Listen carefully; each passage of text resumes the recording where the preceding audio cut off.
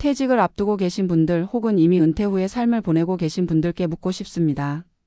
당신의 부부 관계는 지금 어떤가요?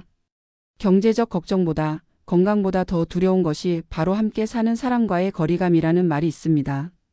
실제로 한 조사에 따르면 한국의 은퇴 부부 10상 중 7상 이상이 같이 살지만 마음은 따로라고 답했습니다. 은퇴 후 하루 24시간을 함께 보내면서 대화가 줄고 갈등이 늘고 심리적 고립감이 깊어지는 부부가 대부분이라는 이야기입니다. 오늘은 그 7.5쌍의 이야기를 실제 사례를 통해 들려드리겠습니다. 서울 강서구의 68세 남성 김영수 씨 부부는 35년 직장 생활을 마치고 은퇴 후 처음으로 같이 있는 시간을 제대로 경험했습니다. 출근도 없고 회식도 없고 하루 종일 집에 함께 있는 시간. 그런데 그것이 생각보다 버겁게 다가왔습니다. 김 씨는 아침마다 잔소리처럼 들리는 아내의 말이 불편했고 아내는 남편이 TV 앞에서 하루 종일 시간을 보내는 모습이 불만이었습니다. 어느 날은 밥상 하나를 차리는 일로 말다툼이 시작되어 서로 며칠간 말을 섞지 않았다고 합니다. 김 씨는 퇴직 후 부부 관계가 이렇게 힘들 줄은 몰랐다고 말했습니다. 이 사례는 결코 특별한 이야기가 아닙니다. 전국 60대 이상 은퇴 부부를 대상으로 한 조사에 따르면 은퇴 후 배우자와의 갈등이 늘었다고 답한 사람이 73.8%에 달했습니다. 이유를 묻자 생활 리듬 차이가 가장 많았고 그 다음이 경제적 부담, 가사 분담 문제, 대화 단절 순이었습니다. 남편은 여전히 가장의 위치에서 모든 걸 관리하려 하고 아내는 오히려 이제 좀 내 인생을 살고 싶다고 느끼는 시점이 맞물리며 갈등이 깊어지는 것이죠.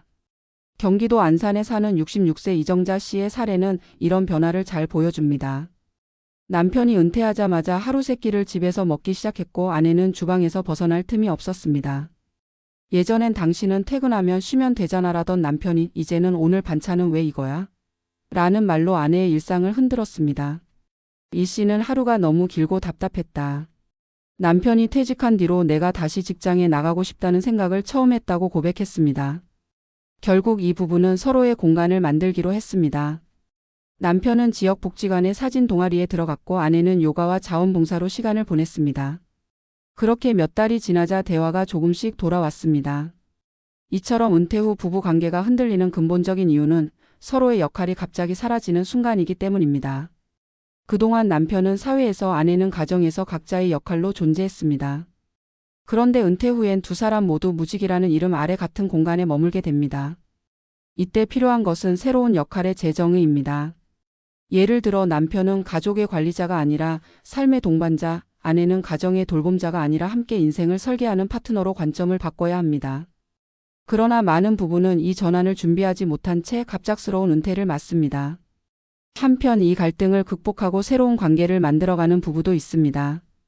전북 익산의 70세 부부는 은퇴 후 함께 텃밭을 가꾸며 일상의 균형을 찾았습니다.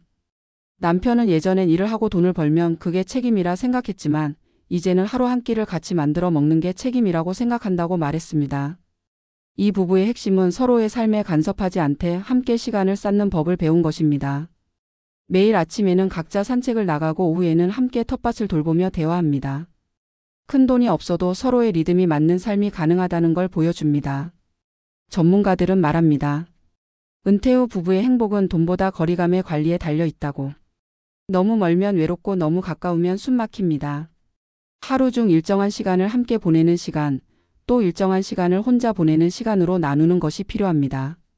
실제로 심리상담 연구에 따르면 부부가 각자의 시간과 공간을 확보할 때 정서적 만족도가 1.7배 높게 나타났다고 합니다.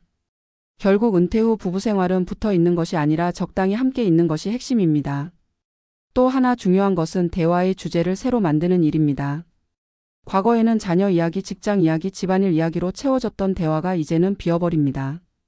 이때 필요한 건 함께 배우는 경험입니다. 예를 들어 요리 교실, 여행 준비, 사진, 봉사 같은 작은 활동들이 관계의 접착제가 됩니다. 심리학에서는 이를 공유된 성장 경험 세드 그로스 익스피리언스이라 부르며 부부관계의 회복 탄력성을 높이는 가장 강력한 요인으로 꼽습니다. 그렇다면 현실적으로 어떤 준비가 필요할까요? 첫째, 은퇴 전부터 대화 연습을 해야 합니다. 단순한 대화가 아니라 은퇴 후 어떻게 살고 싶은지, 하루를 어떻게 보내고 싶은지 구체적으로 나누는 대화입니다. 둘째, 경제적 역할을 재조정해야 합니다. 한쪽이 모든 결정을 책임지는 방식이 아니라 함께 예산을 짜고 소비의 우선순위를 조율하는 방식으로 가야 합니다. 셋째, 각자의 루틴을 만들어야 합니다. 은퇴 후에도 혼자 있는 시간이 있어야 건강한 관계가 유지됩니다. 마지막으로 은퇴 후 부부에게 필요한 것은 연애 감정이 아니라 동반자 감정입니다. 젊을 땐 사랑으로 시작했지만 노년엔 존중으로 이어가야 합니다. 은퇴 후에도 여전히 같은 공간에서 서로를 지켜보는 일이 많지만 중요한 건 어떻게 보는가입니다. 상대를 잔소리의 대상으로 보느냐 아니면 함께 늙어가는 친구로 보느냐에 따라 삶의 질은 전혀 달라집니다.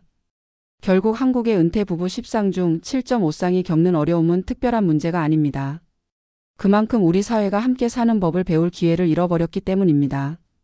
일과 육아, 가족을 위해 평생 달려온 세대에게 이제 필요한 건 서로를 다시 배우는 시간입니다.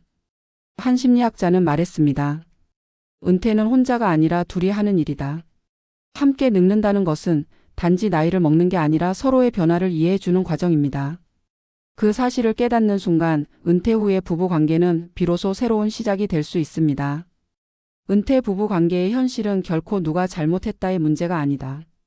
그것은 구조의 문제이며 인생의 리듬이 송두리째 바뀌는 과정에서 생기는 자연스러운 진통이다. 은퇴란 단순히 일을 그만두는 행위가 아니라 하루의 질서와 관계의 규칙이 모두 해체되는 사건이다. 수십 년 동안 쌓아온 사회적 역할이 사라지고 가족 안에서의 위계가 무너지고 시간의 의미가 달라지는 순간 사람은 당황한다. 특히 부부 관계에서는 그 변화가 고스란히 드러난다. 서로가 낯설고 서로의 존재가 부담스러워지며 때로는 원망과 침묵으로 이어진다. 그러나 그 안에는 여전히 함께 살아내야 하는 인생이라는 공통의 과제가 존재한다. 문제는 대부분의 부부가 이 전환을 준비하지 않는다는 것이다. 은퇴 전까지는 각자의 역할이 명확했다. 남편은 경제적 기반을 책임지고 아내는 가정의 돌봄을 담당했다. 하지만 이제는 그 경계가 사라지고 둘 다 한 공간 안에서 하루의 주도권을 놓고 부딪힌다. 남편은 여전히 가장의 권위를 유지하려 하고 아내는 평생 눌려온 자율성을 되찾고자 한다. 그 과정에서 생기는 마찰은 단순한 성격 차이가 아니라 오랜 사회적 구조 속에서 형성된 습관의 충돌이다. 한국의 많은 부부가 겪는 이 위기는 개인의 문제가 아니라 사회적 역할의 붕괴에서 비롯된 결과다. 심리학에서는 이런 현상을 역할 상실 후 재적응기라고 부른다. 직업, 부모 역할, 사회적 지위가 사라질 때 인간은 다시 자기의 위치를 재정의해야 한다. 그런데 부부는 각자 이 과정을 따로 겪는다. 남편은 사회적 유대의 단절로 인해 자존감이 급격히 떨어지고 아내는 오히려 그동안 잃었던 자신을 되찾는 해방감을 경험한다. 이 비대칭적 변화가 바로 은퇴 후 부부 관계의 균열을 낳는다. 예전에는 함께 걷던 길이었지만 이제는 서로 다른 방향으로 걸어가기 시작하는 것이다. 이런 부부를 수없이 상담해 온 노년 심리 전문가들은 한 가지 공통된 조언을 한다. 이제는 서로를 다시 알아가는 시간으로 돌아가야 한다. 은퇴 후 부부 관계는 결혼 초로 되돌아간다. 단지 그때와 다른 점은 이제는 설렘이 아닌 이해가 필요하다는 것이다. 사랑이 유지되는 이유는 감정이 아니라 태도에 있다. 매일의 작은 말 한마디, 상대의 습관을 받아들이는 유연함, 그리고 함께 늙어간다는 공감이 관계의 근육을 지탱한다. 실제 사례를 하나 더 보자. 부산에 사는 72세 박철수 씨 부부는 은퇴 후 갈등이 극심해 결국 별거를 결심했다. 아내는 평생 함께 살았지만 이렇게까지 낯설 줄은 몰랐다고 했다. 그러나 1년 후 다시 한 집으로 돌아왔다. 이유는 단순했다. 떨어져 지내며 서로의 빈자리를 실감했기 때문이다. 이후 두 사람은 새로운 규칙을 세웠다. 매일 아침 각자 하루 계획을 이야기하고 오후에는 각자의 시간을 보내고 저녁에는 함께 식사하며 그날 있었던 일을 나누는 것이다. 대단한 변화는 아니지만 그 일상의 리듬이 부부 관계를 다시 살려냈다. 이 부부는 말한다. 결혼은 처음엔 사랑으로 시작하지만 끝에는 대화로 남는다. 전문가들은 또 하나의 현실적인 조언을 덧붙인다. 부부 관계를 살리는 것은 돈이 아니라 공유된 경험이라고. 경제적 여유가 있다고 해서 관계가 회복되지는 않는다. 오히려 함께 배우고 함께 시도하는 과정이 관계를 되살린다. 요리, 여행, 봉사, 동아리 활동 등 새로운 경험은 부부에게 함께 성장하는 감각을 준다. 인간은 나이를 먹어도 여전히 배우는 존재이고 그 배움 속에서 정서적 연결이 생긴다. 따라서 은퇴 후의 관계는 소비 중심의 생활에서 경험 중심의 생활로 옮겨가야 한다. 하지만 이 모든 노력의 출발점은 결국 인식의 전환이다. 많은 은퇴자들이 부부 관계의 위기를 상대의 문제로 본다. 남편은 아내가 예민해졌다고 말하고 아내는 남편이 무기력하다고 탓한다. 그러나 진짜 문제는 서로의 변화를 인정하지 않는 태도에 있다. 은퇴 이후에 자신도 달라졌다는 사실을 받아들이는 순간 상대의 변화도 이해할 수 있다. 노년의 부부 관계는 변화의 인정으로부터 다시 시작된다. 사회적 관점에서도 은퇴 부부의 갈등은 단순한 개인사로 끝나지 않는다. 한국의 고령사회에서 이 문제는 고독, 이혼, 건강 악화로 이어지는 중요한 사회적 위험 요인이다. 특히 황혼 이혼은 지난 10년 사이 2배 이상 늘었다.